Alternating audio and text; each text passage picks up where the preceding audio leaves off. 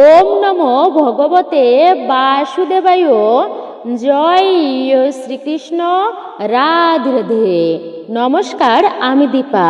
দেশ ও দেশের বাইরে থেকে যে সকল দর্শকেরা এই মুহূর্তে আপনারা ভিডিওটি অন করেছেন, সকলকে সুস্বাগত জানাই রায়কিশোরী দীপা তথা সনাতন ধর্মীয় তথ্যমূলক চ্যানেলে। 27শে মে বুধবার পদ্মিনী একাদশী ব্রত। অত্যন্তই শুভ ও সর্বশ্রেষ্ঠ একাদশী ব্রত হচ্ছে পদ্মিনী একাদশী ব্রত, যা পুরুষোত্তম মাস মল মাস বা জ্যৈষ্ঠ মাসের একাদশী ব্রত। আপনারা ভক্তিতে এই দিনটি অবশ্যই অতিবাহিত করবেন। এই একাদশী ব্রত আপনারা কিভাবে পালন করবেন? বিশেষ করে শাস্ত্রে উল্লেখিত আছে বছরে 24টি একাদশী ব্রত হয়, এটা আমরা স্বাভাবিকভাবে জানি। কিন্তু এই পদ্মিনী একাদশী ব্রত হচ্ছে পুরুষোত্তম মাসের ব্রত, তাই সব থেকে বেশি মাহাত্ম্যপূর্ণ এই পদ্মিনী একাদশী ব্রত। আপনারা এই পদ্মিনী একাদশী ব্রতের দিন ভুল করেও খাবেন না এই 3টি খাবার বা এই 3টি সবজি। এই দিনে আপনারা কি কি খাবার খাবেন, কি কি খাবার খাবেন না, কি কি কার্য ভুল করেও করবেন না, আর কি কাজ করা অবশ্যই উচিত, আপনারা অবশ্যই জানতে পারবেন আজকের ভিডিওটির মাধ্যমে। যদি আপনারা এগুলো না মেনে চলেন তাহলে কিন্তু চরম অমঙ্গল হবে আপনাদের জীবনে, সংসারে এবং পরিবারে। আপনারা সারা বছর অর্থকষ্টে ভুগতে পারেন, লক্ষ্মী হানি হবে আপনাদের জীবনে, চরম আকারে রোগ ব্যাধি আপনাদেরকে ঘিরে ধরতে পারে, দুঃখ দুর্দশার মধ্যে দিয়ে আপনাদের জীবন অতিবাহিত হতে পারে, অমঙ্গল অকল্যাণ লেগেই থাকবে। অবশ্যই আপনারা এগুলি এড়িয়ে চলবেন যা নিষিদ্ধ করা হয়েছে। এরই পাশাপাশি আপনারা জানবেন শাস্ত্রে বর্ণিত হয়েছে এই পদ্মিনী একাদশী ব্রতের বিশেষ মাহাত্ম্য কথা। আপনারা জানবেন এই একাদশী ব্রত কখন শুরু হচ্ছে এবং কখন সমাপ্ত হবে, শুভ মুহূর্ত পূজার কখন রয়েছে, পারণের বিশেষ সময়, পারণ আপনারা কখন করবেন। তাই আমাদের প্রত্যেকের বিশেষ করে এই পুরুষোত্তম মাসের ব্রত পালন করা উচিত। যারা আপনারা এমনিতেই কোনো ব্রত পালন করতে যদি নাও পারেন, তো আপনাদেরকে বলবো ভক্তি ভরে অবশ্যই এই পুরুষোত্তম মাসের ব্রত আপনারা পালন করতে পারেন। বিশেষ করে এই একাদশী ব্রতটাই আপনারা পালন করুন। তা অত্যন্তই মাহাত্ম্যপূর্ণ এই পুরুষোত্তম মাসের পদ্মিনী একাদশী ব্রত। এবং আরও একটি ব্রত আসবে, এই পদ্মিনী একাদশী ব্রতের পরে আসবে পরমা একাদশী ব্রত, সেটিও আপনারা পালন করবেন এই পুরুষোত্তম মাসের ব্রতটি। আপনারা অবশ্যই ভক্তি ও মনোযোগ সহকারে শ্রবণ করবেন, বিনীত অনুরোধ জানাচ্ছি, কারণ আজকের ভিডিওটি আপনাদের জন্য খুবই গুরুত্বপূর্ণ। আমি দীপা আপনাদেরকে স্বাগত জানাই রায়কিশোরী দীপা তথা সনাতন ধর্মীয় তথ্যমূলক চ্যানেলে। আমি সর্বদাই চেষ্টা করি সনাতন ধর্মের এমনই সকল গুরুত্বপূর্ণ বিষয়গুলি আপনাদের সামনে উপস্থাপন করতে, শেয়ার করতে। তাই আসুন কিছুক্ষণ সময় ধৈর্য ধরে সকলে একসাথে গুরুত্বপূর্ণ তথ্যগুলো আমরা জেনে নিই। ভালো লেগে থাকলে অবশ্যই ভিডিওতে একটি লাইক করবেন এবং কমেন্টে জয় শ্রীকৃষ্ণের জয়, জয় শ্রী বিষ্ণুর জয় অথবা আপনার গুরুদেবের নামটি একটি বারের জন্য হলেও লিখে জানাবার জন্য বিশেষভাবে অনুরোধ জানাচ্ছি। ভিডিও থেকে আপনি উপকৃত ও সমৃদ্ধ হবেন। একজন সনাতনী বোনকে সাপোর্ট করবেন, চ্যানেলটি সাবস্ক্রাইব করবেন, পাশে থাকার নোটিফিকেশন বেল আইকনটি প্রেস করে রাখবেন। তাহলে চলুন প্রবেশ করি আজকের মূল ভিডিওতে। একাদশী ব্রত ভগবানকে যত ব্রত আছে, অর্থাৎ যত প্রকার ব্রত রয়েছে, তার মধ্যে ভগবানকে প্রসন্ন করতে হলে বলা হয়েছে একাদশী ব্রত করুন। এবং বিভিন্ন উপায়ে ভগবানকে প্রসন্ন করা যায়, কিন্তু এই একাদশী ব্রত তার মধ্যে বিশেষ বলা হয়েছে ভগবানকে প্রসন্ন করার জন্য, ভক্তের কৃপা লাভের জন্য একাদশী ব্রত হচ্ছে শ্রেষ্ঠ। একাদশী ব্রতের দিনটি হচ্ছে ভগবানের সবথেকে প্রিয় দিন, বিশেষ দিন। এই জন্য একাদশীর থেকে প্রিয় ভগবানের দ্বিতীয় আর কোনো ব্রত নেই। সনাতন ধর্মে অনেক প্রকার ব্রতের কথা উল্লেখিত আছে, আমরা আগে তা অবশ্যই শুনেছি। যেমন এই যে পূর্ণিমা তিথিতে ব্রত করা হয়, বিশেষ করে অমাবস্যাতেও ব্রত কিন্তু পালন করা হয়। অমাবস্যাতে মা কালীরও পূজা অর্চনা করা হয়ে থাকে, যেমন শিব ব্রত রয়েছে, শিবের পূজা অর্চনা করা হয়ে থাকে, শনিদেবের পূজা অর্চনা করা হয়ে থাকে, মা লক্ষ্মীর পূজা অর্চনা করা হয়ে থাকে। যেমন সামনে হচ্ছে বট সাবিত্রী ব্রত, তো এমন যত প্রকার ব্রত রয়েছে সনাতন ধর্মে, কিন্তু সবথেকে বেশি মাহাত্ম্যপূর্ণ ব্রত বা মঙ্গলময় ব্রত হচ্ছে এই পবিত্র একাদশী ব্রত। একাদশী ব্রতের উপরে শ্রেষ্ঠ কোনো ব্রত নেই। এই জন্যই তো বলা হয়েছে, যেমন বৃহস্পতিবার মা লক্ষ্মীর দিন, শনিবার শনিদেবের দিন, মঙ্গলবার হনুমানজির দিন, রবিবার সূর্যদেবের দিন। তো একাদশী ব্রতের দিনটি সেটি যে বারেই হোক, যে দিনেই হোক না কেন, এটি হচ্ছে স্বয়ং ভগবান শ্রীহরি বিষ্ণুর অত্যন্তই প্রিয় দিন। এবং যদি মনে করে থাকেন জীবনে দুর্ভাগ্য বা অমঙ্গল বেশি বেশি হচ্ছে, তবে সেই ক্ষেত্রে আপনারা ভক্তি ভরে ব্রত পালন করে ভগবান শ্রীহরি বিষ্ণু ও মা লক্ষ্মীর পূজা অর্চনা করতে পারেন। এর ফলে জীবনে সেই মা লক্ষ্মীর কৃপা লাভ হবে তার জীবনে, এবং অশুভ অমঙ্গল দূরীভূত হয়ে যাবে নিমিষেই। তো আপনারা এই একাদশী ব্রত এতটাই শ্রেষ্ঠ বলা হয়েছে, এই ব্রত আপনারা ভক্তিতেই পালন করবেন। তো আমরা সকলে জানি যে বছরে 24টি একাদশী ব্রত হয়, এক একটা মাসে, অর্থাৎ দুটো করে একাদশী পড়ে। এক একটা মাসে এক একটা মাসে এক একটা মাসে এক একটা মাসে এক একটা মাসে 2টি করে একাদশী ব্রত পড়ে। এই হচ্ছে 24টি একাদশী ব্রত বছরে পড়ে। কিন্তু বলা হয়েছে 2টি আরও একাদশী আছে যা যুক্ত হয়, যাকে বলা হয়েছে পুরুষোত্তম মাসের একাদশী ব্রত। এখন অন্যান্য মাসে একাদশী ব্রত পালন করলে যে পুণ্যফল প্রাপ্ত পাওয়া যায়, কিন্তু পুরুষোত্তম মাসে একাদশী ব্রত করলে তার থেকে সহস্র গুণ বেশি পুণ্য লাভ প্রাপ্ত হওয়া যায়। কেননা ভগবান নিজেই ঘোষণা করেছেন, বছরে দ্বাদশ মাসের মধ্যে সব থেকে শ্রেষ্ঠ মাস হচ্ছে কার্তিক মাস বা দামোদর মাস। এবং এই কার্তিক মাসে একটুকু ধর্মকাজ করা, কেউ যদি ভগবানকে একটা প্রদীপ নিবেদন করে, সহস্র প্রদীপ নিবেদনের সমান ফল লাভ করা যায়। কার্তিক মাসকে ধর্মকর্মের মাসই বলা হয় এই কারণে। কিন্তু এই কার্তিক মাস যতটা না শ্রেষ্ঠ, তার থেকেও 16 গুণ মাহাত্ম্যপূর্ণ। কিন্তু কিন্তু কিন্তু কিন্তু কিন্তু কিন্তু কিন্তু কিন্তু কিন্তু কিন্তু এই কার্তিক মাস যতটা না শ্রেষ্ঠ, তার থেকে 16 গুণ বেশি মাহাত্ম্যপূর্ণ বলা হয়েছে, শ্রেষ্ঠ বলা হয়েছে এই পুরুষোত্তম মাসকে। কিন্তু কি করে হলো এই মাস কেন এত শ্রেষ্ঠ? মূলত এই যে আমরা সূর্যের গণনা অনুসারে এক বছর সমান 365 দিন হয় এটা জানি, কিন্তু চন্দ্রের গণনা অনুসারে বা চন্দ্র কক্ষপথ অনুসারে এক বছরে 365 দিন হয়। এই রকম করে 32 মাস পরে একটা পরে অধিক মাস, অর্থাৎ পুরুষোত্তম মাস।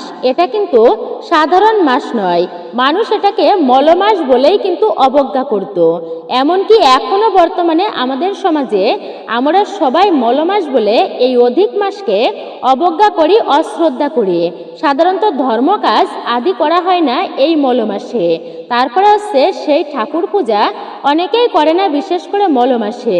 এমনকি দেবতারা পর্যন্ত ধর্মকর্ম বর্জিত থাকতো এক সময়ে এই মলমাস বা অধিক মাসে। তো প্রত্যেকটা মাসের আবার এক একটা অধিষ্ঠাত্র দেবতা থাকে। যেমন দামোদর মাসের অধিষ্ঠাত্র দেব হচ্ছেন স্বয়ং ভগবান শ্রীকৃষ্ণ, দামোদর বলা হয়েছে যাকে। তো এই অধিক মাসের অধিষ্ঠাত্র দেবতা তিনি দেখতে পেল যে এই মাসকে সবাই অবজ্ঞা করে, অবহেলা করে, ধর্মকার্য এমনকি দেবতারা পর্যন্ত বর্জন করে। তখন সে ভগবানের কাছে গিয়ে কান্না করতে লাগলো, এই মল, অর্থাৎ প্রভু তুমি আমাকে কৃপা করো। সে বলতে লাগলো, আমার গতি কি হবে প্রভু? কেন আমার মাসে কেউ কোনো ধর্মকাজ করে না, মলমাস বলে অবজ্ঞা করে, অশ্রদ্ধা করে, দেবতারা পর্যন্ত ধর্ম বর্জিত থাকে। দেবতারা দেবতারা দেবতারা দেবতারা দেবতারা পর্যন্ত ধর্মকর্মে, অর্থাৎ ধর্মকর্ম দেবতারা পর্যন্ত দেবতারা পর্যন্ত দেবতারা পর্যন্ত দেবতারা পর্যন্ত দেবতারা পর্যন্ত ধর্ম বিবর্জিত থাকে। তো তুমি আমাকে দয়া করো। ভগবান বিষ্ণুর দয়া হলো এই মলমাসের প্রার্থনায়, তোমার প্রার্থনায় আমি প্রসন্ন হয়েছি। আজ থেকে আমি তোমাকে আশীর্বাদ দিচ্ছি, কথা দিচ্ছি, আমি পুরুষের মধ্যে উত্তম, তাই আমার নাম পুরুষোত্তম। আর আমার এই পুরুষোত্তম নাম অনুসারে সর্ব মাসের মধ্যে তুমি সবথেকে শ্রেষ্ঠ হবে, তাই তোমার নাম হবে আমার নাম অনুসারে, মানে পুরুষোত্তম হবে তোমার এই মাসের নাম। আমার নাম অনুসারে এই মাসের নাম হবে পুরুষোত্তম মাস। এই মাসে যে যা ধর্মকর্ম করবে ওই 12 মাসের থেকে 16 গুণ বেশি পূর্ণ ফল সেই ব্যক্তি লাভ করতে পারবে। তাহলে আপনারা বুঝতে পারছেন যে এই মাসে একটা একাদশী ব্রত করাও 16 গুণ বেশি পুণ্যফল বা মাহাত্ম্য পুণ্যের বলা হয়েছে।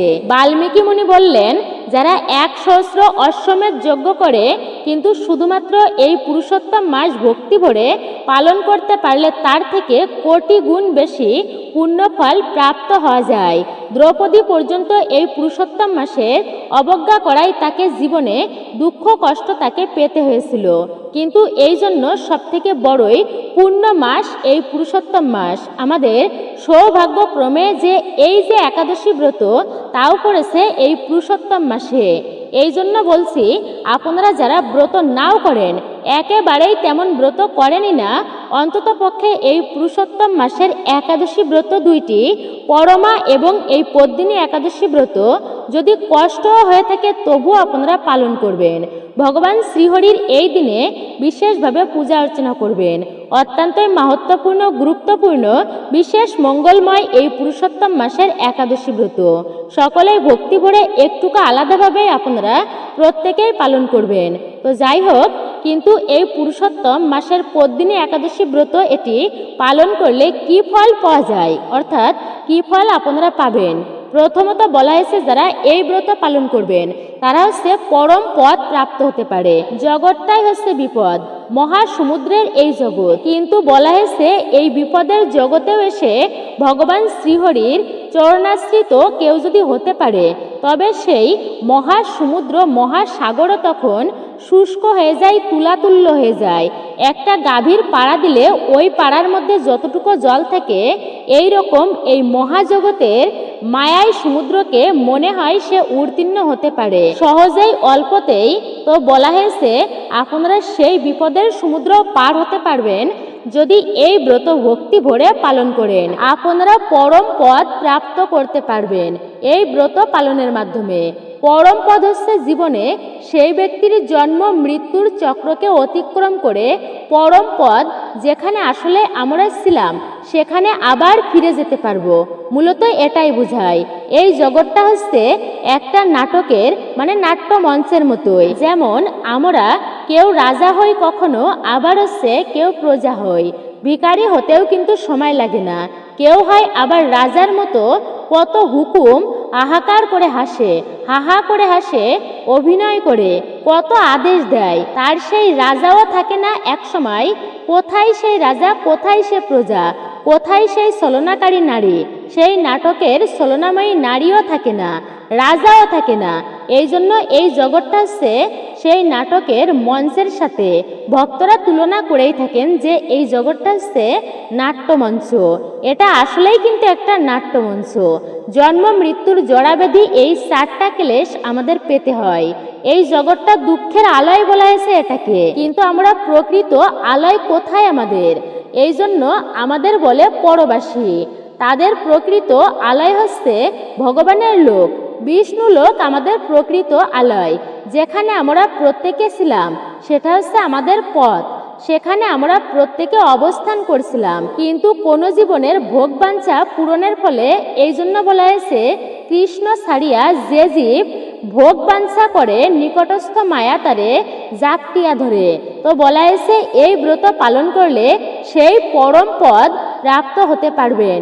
শুধু তাই নয়, জগতে আমরা পরাজিত হতে চাই, সুনাম অর্জন করতে চাই সর্বক্ষেত্রে। শুধু তাই নয়, জগতে আমরা অপরাজিত হতে চাই, সুনাম অর্জন করতে চাই প্রত্যেকেই সর্বক্ষেত্রে, জয়লাভ করতে চাই। জয়লাভ মানে হচ্ছে যে কোনো স্থানে সে সম্মান প্রাপ্ত হতে পারে, যে কোনো জায়গায় গেলে সে জয়লাভ করে আসতে পারে। যে কোনো কর্মে, যে কোনো কর্মের উদ্দেশ্যে যাবেন সেই কর্মে ভগবানের কৃপায় সফল হতে পারে। এই জন্য বলা হয়েছে এই ব্রত পালন করবেন আপনারা।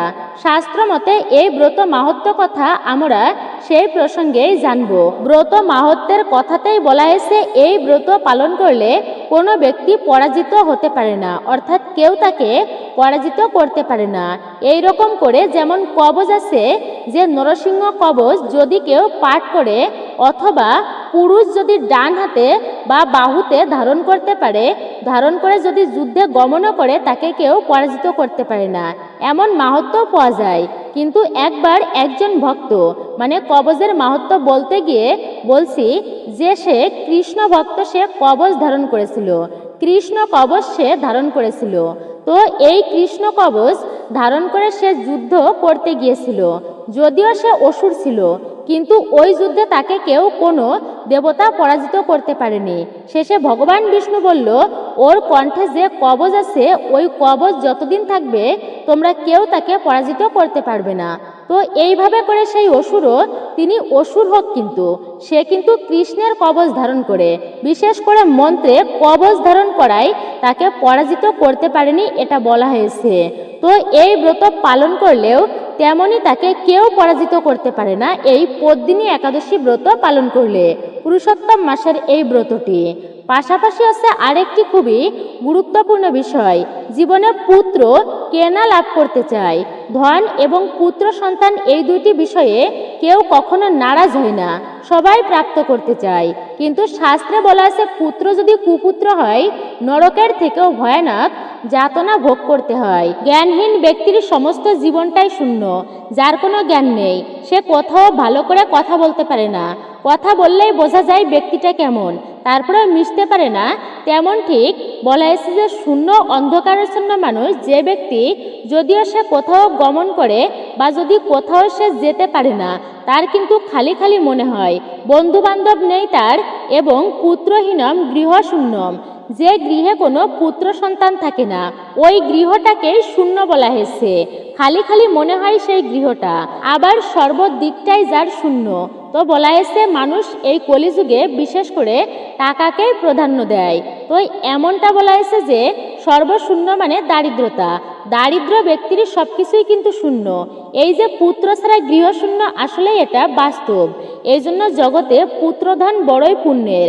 যদি পিতামাতা সেই পুত্রকে সঠিকভাবে লালন পালন করতে পারে, ধর্মকর্মে লিপ্ত করাতে পারে, ধর্মকর্মে মানুষ যদি লিপ্ত হতে পারে, সেই ব্যক্তি ইহজগতের ক্ষেত্রে সমৃদ্ধ করতে পারে, আধ্যাত্মিক স্তরেও বড় করতে পারে, সে ভালো ভক্ততে পরিণত হতে পারে। তবে বলা হয়েছে কোনো বংশে যদি একজন পুত্র সেই রকম আসে, ওই বংশের শতকুল পর্যন্ত উদ্ধার হয়। যদি কোনো বংশে কোনো পুত্র সন্ন্যাসী হয় অথবা কেউ মহান ভক্ত হয়ে থাকে, আমরা তো সাধারণত ভাবি বাবা মায়েরা অনেক সময় আমার একটা পুত্র ব্রহ্মচারী হয়ে যাবে, সন্ন্যাসী হবে, এটা কত বড় দুঃখের বিষয়। আসলে কিন্তু এটা দুঃখের বিষয় নয়, শাস্ত্রে বলা হয়েছে ভিন্ন বিষয়। অর্জুনকে আদি পুরাণে বলা যায়, এটি আমরা তো বলি সাধু হলে ব্রহ্মচারী হলে সংসার ধর্ম বড় ধর্ম, কিন্তু ধর্ম কাকে বলে? আদি পুরাণে ভগবান শ্রীকৃষ্ণ অর্জুনকে বলেছে, হে অর্জুন শুনে রাখো, আমার সব থেকে প্রিয় কে?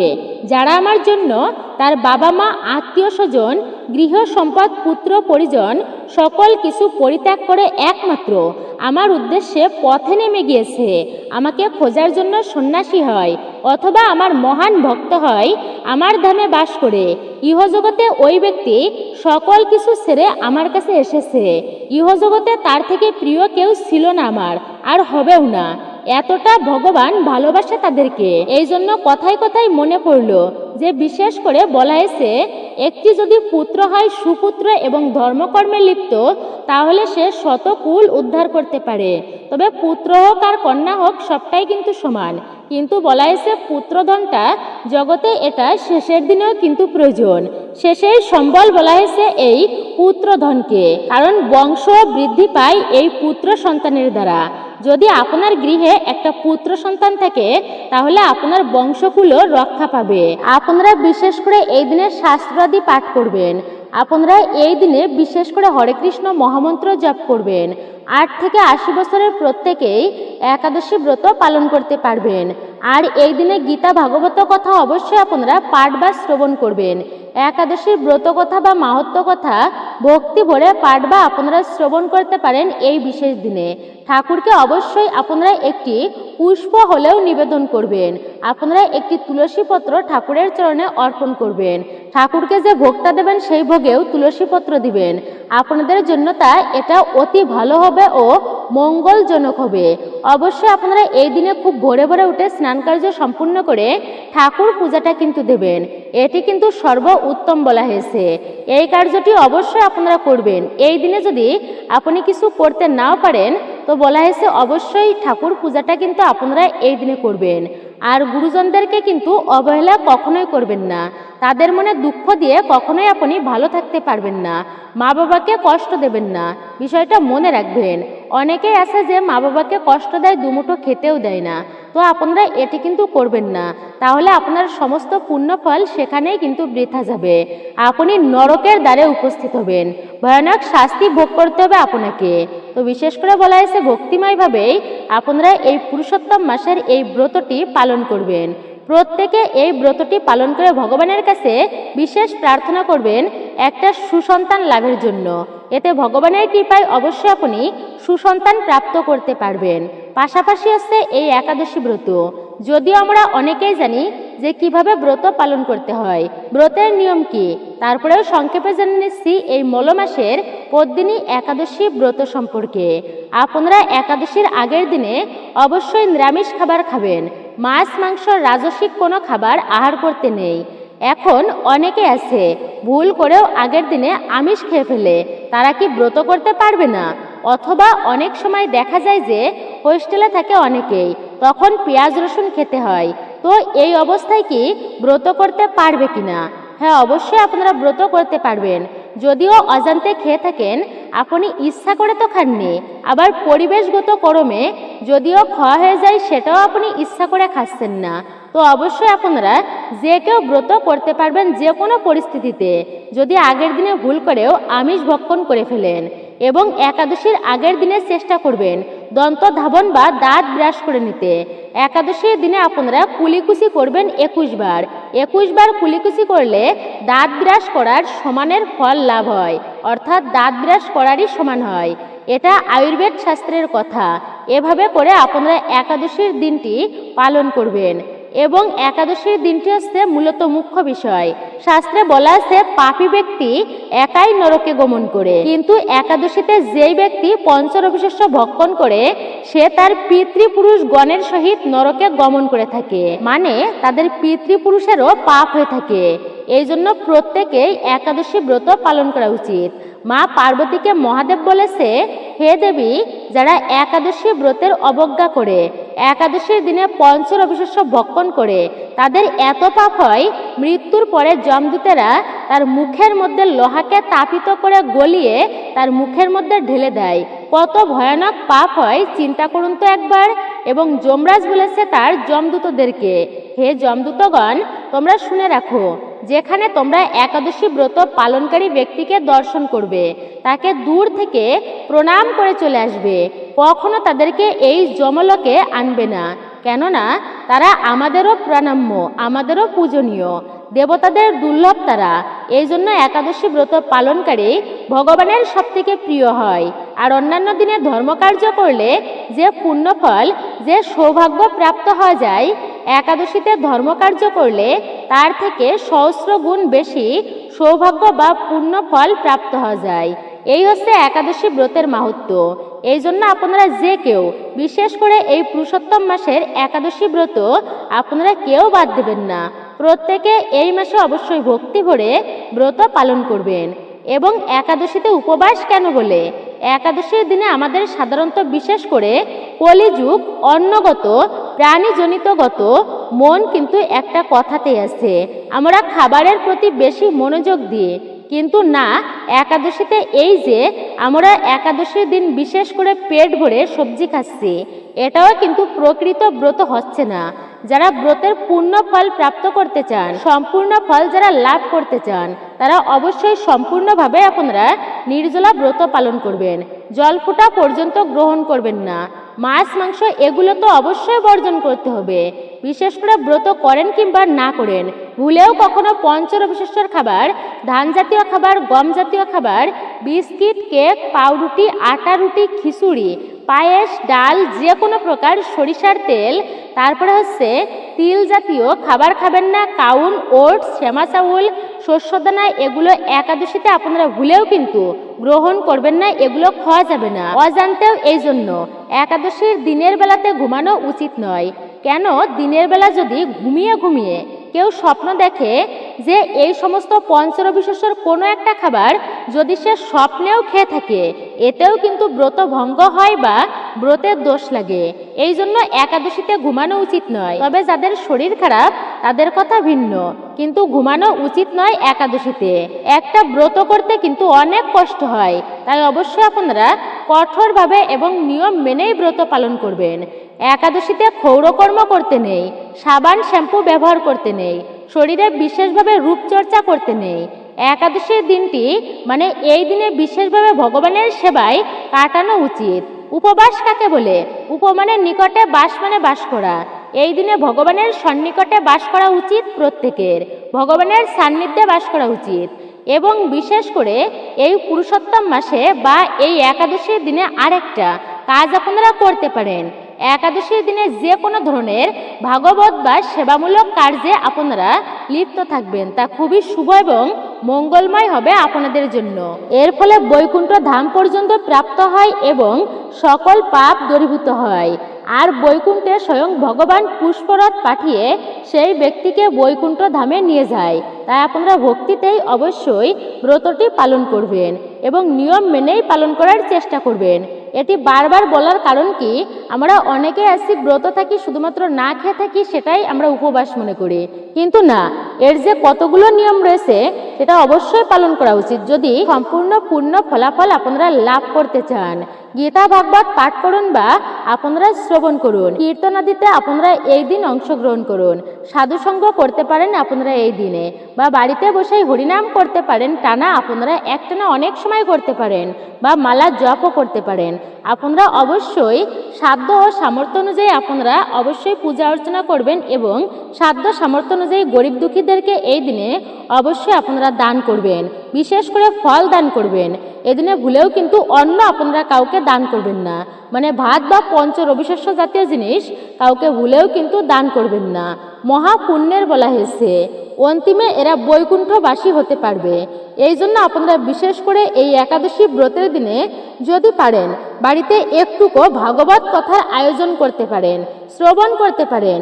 আবার পুরুষোত্তম মাস অত্যন্তই মঙ্গলময়, যদি বাড়িতে এই মাসে বা এই শুভ দিনে ভাগবত কথার আয়োজন করতে পারেন। আবার অনেকেই প্রশ্ন করেন, একাদশীর দিনে খাবার খেলে কি ব্রত হয় না? অবশ্যই ব্রত হয়, শাস্ত্রে বিধান আছে। যদিও বলা হয়েছে শাস্ত্রে অপারগ হয়, তবে ফলমূল, জল, ঔষধ আপনারা খেতে পারেন, গুরুবাক্য গ্রহণ করতে পারবেন। আবার পঞ্চরবিশেষ্য বাদ দিয়ে সবজি রান্না করেও খেতে পারবেন। মিষ্টি কুমড়া, মিষ্টি আলু, পেঁপে, কাঁচা কলা, ফুলকপি এগুলো ঘি অথবা সূর্যমুখী তেল দিয়ে বা বাদাম তেল দিয়ে রন্ধন করে ভগবানকে ভোগ নিবেদন করে সেই প্রসাদ গ্রহণ করতে পারবেন। কিন্তু সবজি রান্না করার সময় যে কোনো প্রকার শাক খাওয়া যাবে না। আপনারা মনে রাখবেন, এই পদ্মিনী একাদশী ব্রত পালন করে বা যে কোনো একাদশী ব্রতের দিনে শাক কিন্তু খাওয়া যাবে না। পুঁই শাক, ঢেঁড়স, বরবটি, সিম, বাঁধাকপি, তারপর ঝিঙা, পটল এগুলি খাওয়া যাবে না। কিন্তু মটরশুঁটি, সিম একেবারেই খাওয়া যাবে না। বরবটি এড়িয়ে চলবেন একাদশী ব্রতের দিনে। সমস্ত খাবার বর্জন করেই চলতে হবে। এবং সেই সঙ্গে একাদশীর দিনে আরেকটা খুবই গুরুত্বপূর্ণ কাজ, আর তা আপনারা প্রত্যেকে যারা ব্রত করবেন কিংবা করবেন না, সবাই মিলে এই দিনে এই ব্রত কথা বা ব্রত মাহাত্ম্য আপনারা শ্রবণ করবেন। একটুকু ভাগবত কথা শ্রবণ করে সন্ধ্যাকালে ঠাকুরকে একটা প্রদীপ নিবেদন করবেন। কার্তিক মাসে যেমন সর্বশ্রেষ্ঠ সেবা হচ্ছে প্রদীপ নিবেদন করা, তেমনি এই পুরুষোত্তম মাসেও সর্বশ্রেষ্ঠ কাজ হচ্ছে প্রদীপ নিবেদন করা ঠাকুরকে। আপনারা অবশ্যই এই দিনে একটা প্রদীপ ভগবানের উদ্দেশ্যে আপনারা নিবেদন করবেন। আসুন আমরা এখন কিছুক্ষণ সময় ধৈর্য ধরে এই পবিত্র পদ্মিনী একাদশী ব্রতের কথা আমরা ব্রত মাহাত্ম্যটি আমরা শ্রবণ করি। যারা এই ব্রত পালন করবেন তারা কি ফল আপনারা লাভ করতে পারেন, কেননা শ্রবণাম মঙ্গলম, এর ফলে অনেকাংশেই আপনারা এই ব্রতের ফল লাভ করতে পারবেন। এই ব্রতের বিশেষ ফল পাওয়া যায় এর ফলেও। এরপরে এই ব্রত কবে পালন করতে হবে এবং পালনের সময় কখন রয়েছে মন্ত্র প্রসঙ্গে আপনারা জেনে নেবেন। পদ্মিনী একাদশী বিশেষ করে স্মার্তগণ পুরুষোত্তম মাস বা অধিক মাসকে বলে। এই মাসে সমস্ত শুভ কার্য পরিত্যাগ করে থাকেন ব্যক্তিরা, কিন্তু ভগবান শ্রীকৃষ্ণ এই মাসকে পারমার্থিক মঙ্গলের জন্য অন্য সকল মাস থেকে সর্বশ্রেষ্ঠ বলেই নির্ণয় করেছেন। তিনি নিজের নাম অনুসারে এই মাসের নাম পুরুষোত্তম মাস রেখেছেন। যুধিষ্ঠির বলেন, হে জনার্দন, আমি বহু ধর্ম ও ব্রতের কথা শুনেছি। এখন পুরুষোত্তম মাসের সর্বপাপ বিনাশিনী ও পুণ্যদায়িনী শুক্লপক্ষীয় পদ্মিনী একাদশীর কথা আপনার কাছে বর্ণনা করব। এখন পুরুষোত্তম মাসের সর্বপাপ বিনাশিনী ও পুণ্যদায়িনী শুক্লপক্ষীয় পদ্মিনী একাদশীর কথা আমার কাছে বর্ণনা করুন, যা শ্রবণ করলে পরম পদ প্রাপ্ত হওয়া যায়। ভগবান শ্রীকৃষ্ণ বললেন, দশমীর দিন থেকে ব্রতের শুরু হয়। কাঁসার পাত্রে ভোজন, মুসুর, ছোলা, শাক এবং অপরের অন্ন ও আমিষ দশমীর দিন বর্জন করতে হয়। পরের দিন প্রাতকীর্তের পর সুগন্ধি ধূপ দ্বীপ চন্দনাদি দিয়ে ভগবানের পূজা অর্চনা করতে হয়। রাত্রিতে জাগ্রত থেকে ভগবানের নাম ও গুণকীর্তন করতে হয়। এরপর এই ব্রতের একটি ইতিহাস সম্পর্কে বর্ণনা করলেন। এক সময় রাজা কার্তবীর্য লঙ্কাপতি রাবণকে পরাজিত করে তার কারাগারে বন্দী করে রাখে। পুলস্ত্য মুনি রাজার কাছে রাবণের মুক্তি কামনা করে। মুনির আজ্ঞায় রাজা রাবণকে মুক্ত করে দেন। এই আশ্চর্যজনক কথা শুনে নারদমুনি ও পুলস্ত্য মুনিকে জিজ্ঞাসা করলেন, হে মুনিবর, ইন্দ্রসহ সকল দেবতা যেখানে রাবণের কাছে পরাজিত হয়েছিল, সেখানে কিভাবে কার্তবীর্য রাবণকে পরাজিত করলো? কৃপা করে তা বলুন। পুলস্ত্য মুনি তখন ভগবানের কাছে কার্তবীর্যের জন্ম রহস্য বর্ণনা করেন। ত্রেতা যুগে ঐহয় বংশে কার্তবীর্য নামে এক রাজা ছিলেন। মহিষ্মতিপুরে তার রাজধানী ছিল। রাজার 1000 পত্নী ছিল, কিন্তু রাজ্যভার গ্রহণের মতো কোনো পুত্র রাজার ভাগ্য হয়নি। দেবতাদের আরাধনাতেও সুফল মেলেনি তার। অবশেষে সাধুদের আজ্ঞা অনুসারে বিভিন্ন ব্রত পালন করলেন, তথাপি রাজা ছিলেন অপুত্রক। মন্ত্রীর উপর রাজ্যভার অর্পণ করে তপস্যায় যাবেন বলে স্থির করলেন রাজা কার্তবীর্য। বরানী মহারাজ হরিশ্চন্দ্রের কন্যা পদ্মিনী ছিলেন অত্যন্তই পতিব্রতা। স্বামীর সঙ্গে তিনিও তপস্যার জন্য মন্দার পর্বতে গমন করলেন। সেখানে তারা 10,000 বছর কঠোর তপস্যা করলেন, কিন্তু তবুও কার্তবীর্য পুত্র সুখে বঞ্চিতই রইলেন। রানী পদ্মিনী মহাসাধ্বী অনুসূয়াকে জিজ্ঞাসা করলেন, হে সাধ্বী, পুত্র লাভের জন্য আমার স্বামী 10,000 বছর তপস্যা করেও বিফল হয়েছে। এখন যে ব্রত পালনে ভগবান প্রসন্ন হয়, অতি শ্রেষ্ঠ পুত্র লাভ হয়, এমন কোনো উপায় বিধান করুন। পদ্মিনীর প্রার্থনায় অনুসূয়া প্রসন্ন হয়ে বললেন, 32 মাস অন্তরে এক অধিমাস বা পুরুষোত্তম মাস আসে। এই মাসে পদ্মিনী ও পরমা 2 একাদশী। এই ব্রত পালন করলে পুত্রদাতা ভগবান শীঘ্রই প্রসন্ন হবেন। অনুসূয়ার নির্দেশে পদ্মিনী পরম শ্রদ্ধায় এই একাদশী ব্রত পালন করলেন। সেই ব্রতে সন্তুষ্ট হয়ে স্বয়ং ভগবান গরুর বাহনে আরোহণ করে পদ্মিনীর সম্মুখে উপস্থিত হলেন। ভগবান বললেন, হে ভদ্রে, আমি প্রসন্ন হয়েছি। পুরুষোত্তম মাসের সমান কোনো মাস আমার প্রিয় নয়। এই মাসের একাদশী আমার প্রিয়। তুমি সেই ব্রত যথাযথ পালন করেছো, তাই আমি তোমার ইচ্ছা অনুরূপ বর প্রদান করব। ভগবানের স্তব করে রানী বললেন, হে ভগবান, আমার স্বামীকে আপনি বর প্রদান করুন। ভগবান তখন রাজার কাছে এসে বললেন, হে রাজেন্দ্র, আপনার অভিলাষিত বর প্রার্থনা করুন। মহা আনন্দে রাজা বললেন, হে জগৎপতি মধুসূদন, দেবতা, মানুষ, নাগ, দৈত্য, রাক্ষস আদি কেউ তাকে পরাজিত করতে পারবে না, এমন পুত্র আমি প্রার্থনা করি। রাজার প্রার্থনা অনুসারে বরদান করে ভগবান অন্তর্হিত হলেন। রাজা পত্নী সহ স্বগৃহে ফিরে এলেন। যথাসময়ে রানী পদ্মিনীর গর্ভে মহাবলশালী এক পুত্রের জন্ম হয়। মহারাজ কীর্তবীর্য পুত্রের নাম রাখেন কার্তবীর্য। ত্রিলোক সমান তার কোনো বীর ছিল না, তাই দশানন রাবণ তার কাছে পরাজিত হয়। আশা করছি আপনারা সকলে বুঝতে পেরেছেন এই ব্রত পালন করলে মানে পদ্মিনী একাদশী ব্রত পালন করলে আমরা সকলে কী ফল প্রাপ্ত করতে পারি। তাই নিজেও একাদশী ব্রত পালন করুন এবং অপরকে উৎসাহিত করুন যেন আমরা সকলেই এই একাদশী ব্রত ভক্তি ও শ্রদ্ধার সহিত আমরা যেন সকলেই পালন করতে পারি। আপনারা অবশ্যই এই দিনে কিন্তু ভক্তি ভরে ঠাকুরকে কিছু করতে না পারলেও অন্তত একটি পুষ্প তুলসী পত্র অবশ্যই আপনারা নিবেদন করবেন, অবশ্যই আপনারা ভক্তি ভরে প্রণাম করবেন, এতে আপনারই মঙ্গল হবে। অবশ্যই এই কার্যটি আপনারা করবেন। তো এইবার আসুন আমরা সকলেই জেনে নিই 2026 সালে এই পদ্মিনী একাদশী ব্রতের তিথি কখন শুরু হবে এবং কখন শেষ হবে। উদয়া তিথি অনুসারে আমাদের কোন দিনে এই ব্রত পালন করা শ্রেষ্ঠ হবে, পালনের সময়সূচি কি রয়েছে, সমস্তটা আমরা এইবার জেনে নিই।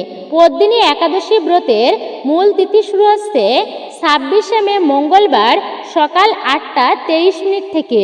তবে থাকবে এই একাদশীর তিথি 27শে মে বুধবার সকাল 8টা 32 মিনিট পর্যন্ত।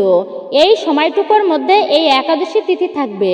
তাই উদয়া তিথি মানে আমাদের এই একাদশী ব্রত পালন করতে হবে 27শে মে বুধবার। এবং যত ভালোভাবে ব্রত করেন না কেন পালনের প্রতি কিন্তু গুরুত্ব দেওয়া উচিত, যথাযথ সময়ের মধ্যে প্রত্যেকের পালন করা উচিত।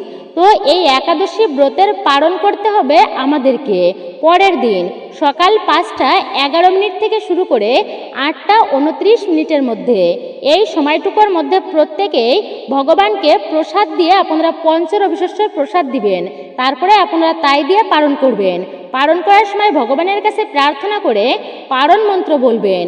ওম একাদশাম নিরাহার ব্রত নানেন কেশবা প্রসিদ্ধ সুমুখ নাথ জ্ঞান দৃষ্টি প্রদভব।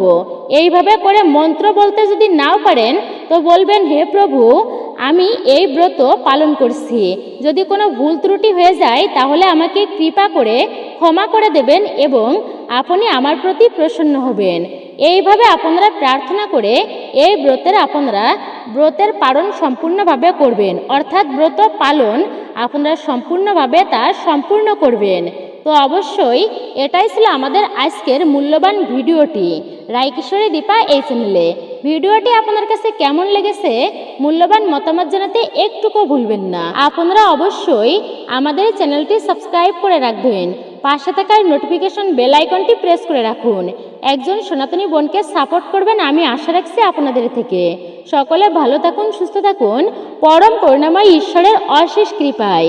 আবারও আপনাদের সাথে কথা হবে নতুন কোনো ভিডিওর প্রসঙ্গ নিয়ে, গুরুত্বপূর্ণ বিষয় নিয়ে আবারও আপনাদের সাথে কথা হবে। আপনারা অবশ্যই আমাদের সঙ্গেই যুক্ত থাকবেন। সকলকে অসংখ্য ধন্যবাদ আমাদের সঙ্গে এত সময় যুক্ত থাকার জন্য, আমাদের চ্যানেলের ভিডিওটি দেখার জন্য। এভাবেই আপনারা আমাকে সাপোর্ট করবেন আমি আশা রাখছি।